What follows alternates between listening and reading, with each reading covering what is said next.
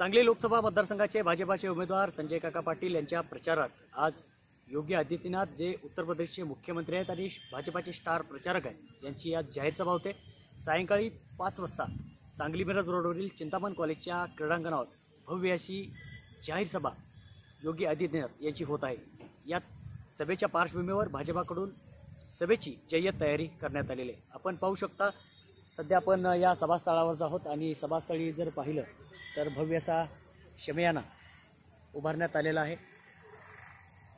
बरोबर 5 वाजता योगी आदित्यनाथ हे सांगलीमध्ये हेलिकॉप्टरनं दाखल होतील आणि त्यानंतर ते सभास्थळी येतील आणि सभास्थळी उपस्थित असणाऱ्या हजारो सांगलीकर मतदारांना भाजपा कार्यकर्त्यांना ते संबोधित करणार आहेत आणि याचबरोबर जे कार्यकर्ते येणार आहेत त्यांच्यासाठी भव्य अशी बैठक व्यवस्था या ठिकाणी करण्यात आलेली आहे। आपण पाहू शकता ही बैठक व्यवस्था सांगली मिरज रोडवरील चिंतामण कॉलेजच्या या भव्य अशा क्रीडांगणावर ही जाहीर सभा योगी आदित्यनाथ यांची होत आहे। सायंकाळी 5 वाजता ही सभा या क्रीडांगणावर होत आहे। यासाठी खुर्च्या असतील, कोच असतील, असे हजारो खुर्च्यांची सोय या ठिकाणी करण्यात आलेली आहे आणि एकंदरीतच या सभेच्या पार्श्वभूमीवर भव्य असा पोलीस बंदोबस्त आणि सुरक्षा व्यवस्थासुद्धा कडक करण्यात आलेली आहे।